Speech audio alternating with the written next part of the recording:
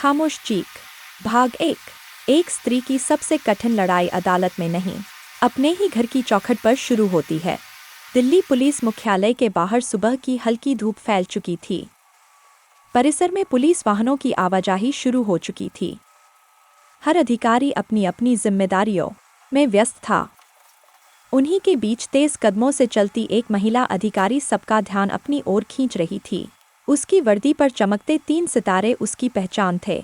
IPS अधिकारी अदिति राठौर। ईमानदारी, साहस और कर्तव्यनिष्ठा के कारण अपराधी उसका नाम सुनकर घबरा जाते थे।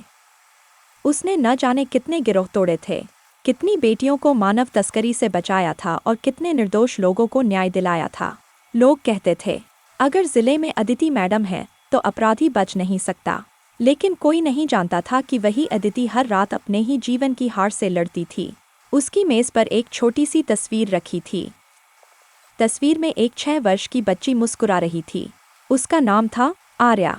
अदिति हर सुबह कार्यालय आने से पहले उस तस्वीर को चूमती और मुस्कुरा कर कहती, मम्मा जल्दी लौटेगी। कुछ वर्ष पहले अदिति प्रशिक्षण पूरा करके पहली पोस्टिंग पर पहुंची थी। उसी दौरान उसकी मुलाकात आर्यन मल्होत्रा से हुई। आर्यन एक सफल व्यवसायी था, पढ़ा लिखा, प्रभावशाली और बेहद आकर्षक व्यक्तित्व वाला। दोनों परिवारों की सहमति से शादी तय हो गई। शादी के दिन हर कोई कह रहा था, क्या जोड़ी है। एक तरफ आईपीएस अधिकारी और दूसरी तरफ सफल उद्योगपति। अदिति ने भी विश्वास किया कि उसे जीवन भर साथ निभाने वाला साथी मिल गया है। फिर उनकी जिंदगी में एक नन्ही परी आई, आर्या। उसे पहली बार गोद में लेकर आर्यन ने कहा था, यह हमारी दुनिया है। उस दिन अदिति को लगा था कि भगवान ने उसे सब कुछ दे दिया। लेकिन समय हमेशा एक जैसा नहीं रहता। धीरे धीरे आर्यन बदलने लगा। अब वह देर रात घर लौटता, फोन पर किसी से घंटों बातें करता। अदिति के आते ही मोबाइल छिपा देता। अगर अदिति कुछ पूछती तो कह देता, तुम पुलिस अधिकारी हो, हर बात की जांच मत किया करो। अदिति मुस्कुरा देती। उसे अपने रिश्ते पर भरोसा था। एक रात अदिति की अचानक ड्यूटी जल्दी समाप्त हो गई। वह रास्ते से उसकी पसंद की मिठाई लेकर घर पहुंची। घर का मुख्य दरवाज़ा खुला हुआ था। अदिति के कदम धीरे धीरे ड्राइंग रूम की ओर बढ़े और अगले ही पल उसकी पूरी दुनिया बिखर गई। आर्यन किसी दूसरी महिला का हाथ थामे बैठा था। दोनों हंस रहे थे। कमरे में सन्नाटा छा गया। आर्यन घबरा गया। अदिति, मेरी बात सुनो। लेकिन अदिति कुछ नहीं बोली।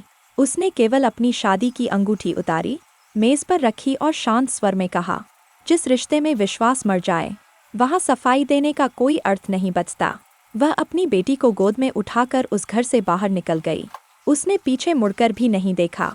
कुछ महीनों बाद अदालत में तलाक हो गया। बस 7 फेरों का रिश्ता कुछ कागजों में समाप्त हो गया। लेकिन असली मुकदमा अदालत में नहीं, समाज की नज़रों में शुरू हुआ।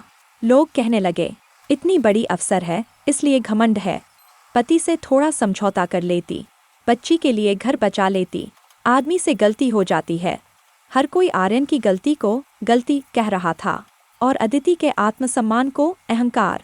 अब उसकी जिंदगी का एक ही उद्देश्य था, अपनी बेटी को ऐसी दुनिया देना जहां उसे किसी पर निर्भर न रहना पड़े। साल बीतते गए। एक दिन महिला सुरक्षा सम्मेलन में उसकी मुलाकात विवेक से हुई। विवेक एक सामाजिक कार्यकर्ता था। उसने अदिति का भाषण सुना और कहा, आप जैसी मजबूत महिलाएं समाज बदल सकती हैं। विवेक ने कभी अदिति के अतीत को लेकर सवाल नहीं किया। एक दिन उसने कहा, अदिति, मैं तुम्हारे अतीत से नहीं, तुम्हारे वर्तमान से प्रेम करता हूँ। अदिति चुप रही। उसने बहुत समय बाद किसी की आंखों में सच्चाई देखी, लेकिन उसके मन में डर था, अगर फिर से सब टूट गया तो। एक शाम आर्या ने अपनी माँ से पूछा, मम्मा, क्या मुझे कभी पापा मिलेंगे? यह सवाल सुनकर अदिति की आंखें भर आईं। उसने बेटी को सीने से लगा लिया। उसी रात उसने बहुत सोचने के बाद विवेक से मिलने का निर्णय लिया। कई महीनों तक दोनों ने एक दूसरे को समझा। विवेक आर्या के साथ भी समय बिताता। आर्या उसे पसंद करने लगी। आखिरकार दोनों ने सादगी से विवाह कर लिया। अदिति को लगा, शायद इस बार भगवान ने उसकी जिंदगी में खुशियाँ लौटा दी हैं। उसे लगा, अब उसका परिवार फिर से पूरा हो गया है। लेकिन किस्मत ने अभी उसकी परीक्षा खत्म नहीं की थी। जारी रहेगा भाग 2 में।